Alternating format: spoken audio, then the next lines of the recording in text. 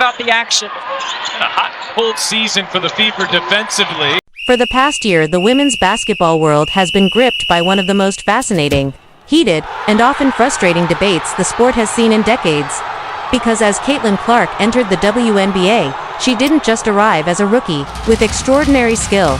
She arrived with a tidal wave of attention, expectations, record-breaking achievements, and a fan base larger than any player in recent memory. And while many celebrated her rise and recognized the once-in-a-generation talent that she clearly is, others, most notably Sheryl Swoopes, a three-time WNBA MVP and Hall of Famer, chose to target Clark with criticism so bizarre, so factually inaccurate, and so relentless that it became almost impossible to ignore.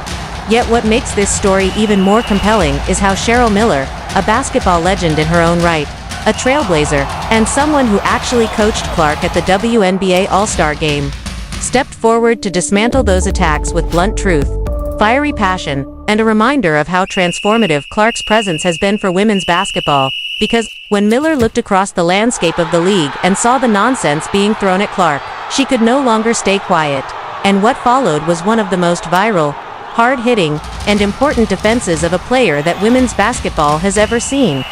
But to really understand why this moment hit so hard, we need to rewind and unpack the crusade Sheryl Swoopes has waged against Caitlin Clark, starting from her college days all the way through her rookie season in Indiana, because from the very beginning Swoopes seemed determined to undermine Clark's accomplishments, even making the outlandish claim that Clark was a 25-year-old playing against teenagers when in reality she was 22 years old, a senior at Iowa, just like countless other players before her. And when confronted with the blatant inaccuracy, Swoopes tried to excuse it by saying she was exaggerating because of the COVID eligibility rules, but the damage was done because her comments planted seeds of doubt among casual fans who didn't know the facts. And she didn't stop there.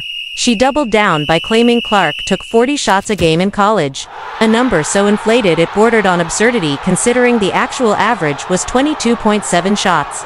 And what makes that attack almost laughable in hindsight is that Swoopes herself averaged nearly 19 shots per game in her own college career, proving that high-volume shooting is hardly an anomaly for a star guard.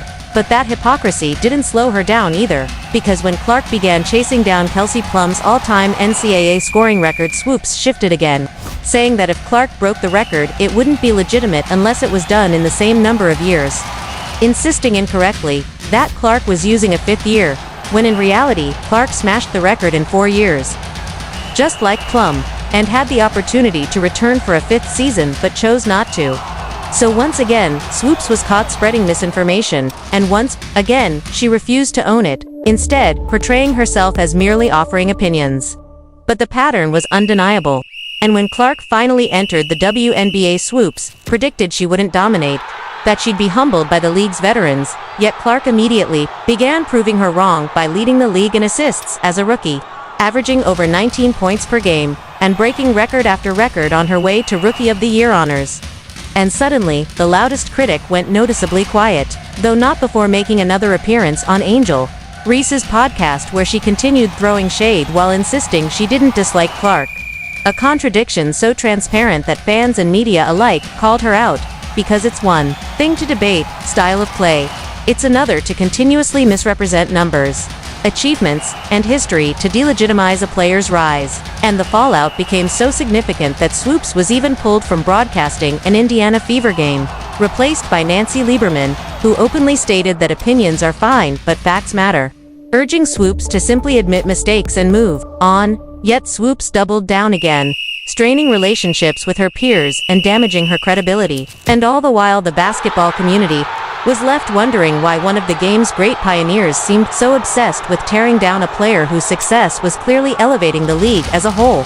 But then came the moment of truth, the turning point that shifted the conversation entirely, when Cheryl Miller walked into the All the Smoke podcast studio and decided enough was enough. And in just a few fiery words she said what so many had been thinking all along, calling out Swoopes and other critics with the unforgettable line, "Come on, you big dummies." A phrase that instantly went viral because it captured both the absurdity of the attacks and the exasperation of those tired of seeing Clark drag for no reason. And Miller wasn't just speaking as a fan. She was speaking as someone who had coached Clark, who had been around her in practice, who had seen her up close at the 2024 WNBA All-Star Game, and what she described was a player with vision, leadership, defensive instincts, and three-dimensional court awareness that even Miller admitted surprised her. Because beyond the highlight reels and logo threes, Clark impressed Miller with her passing, her team-first mindset, and her hunger to improve. And that first-hand testimony carried weight that no critic could dismiss. Because Cheryl Miller isn't just any basketball voice.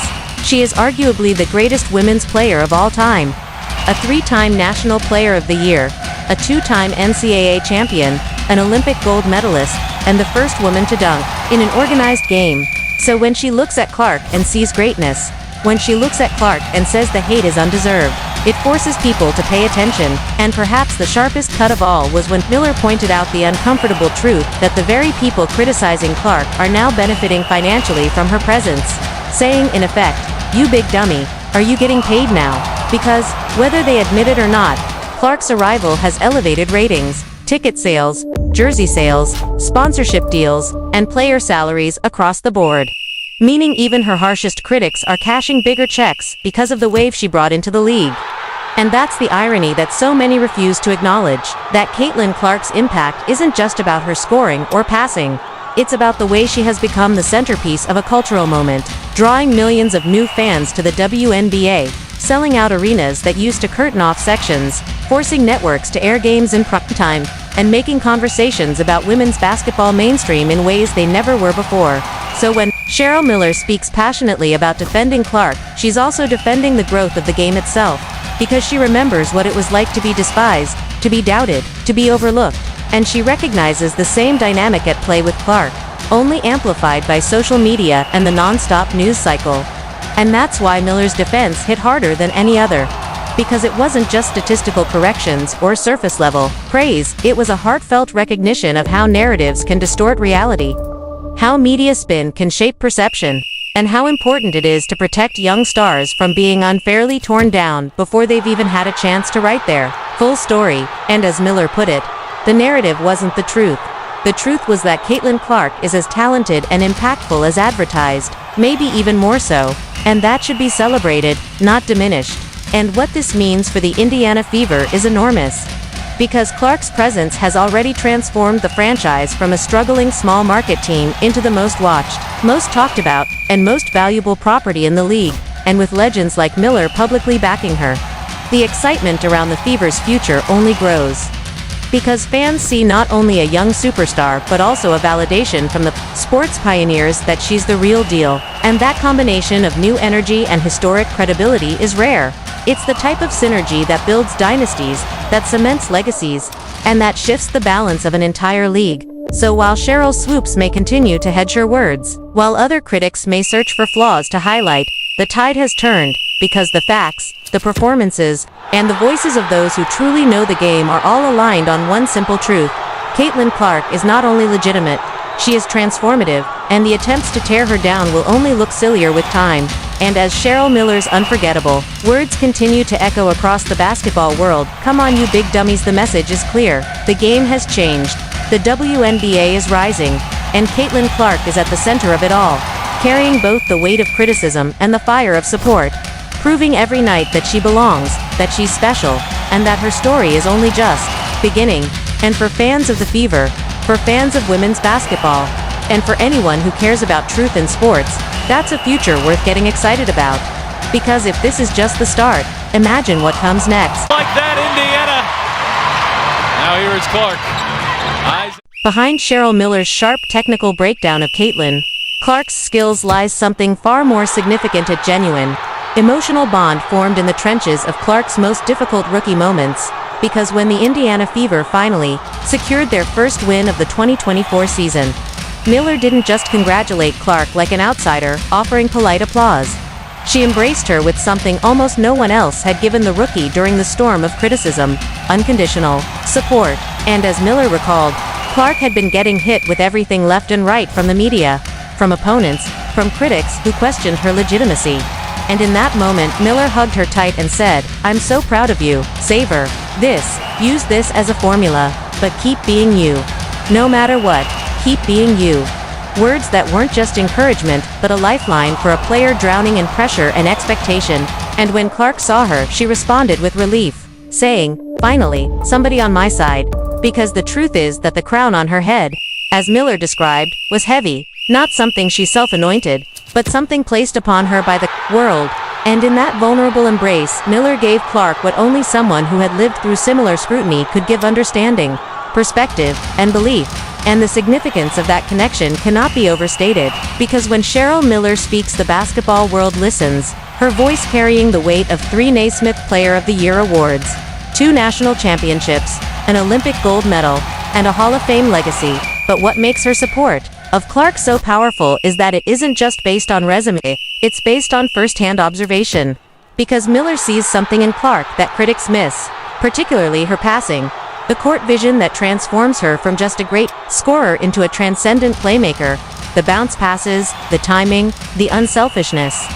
Elements of the game, Miller says, are almost non-existent today, and when Miller highlights this aspect, she's not just praising Clark, she's validating her as a complete player, dismantling the false narratives spread by detractors. And what adds even more weight is Miller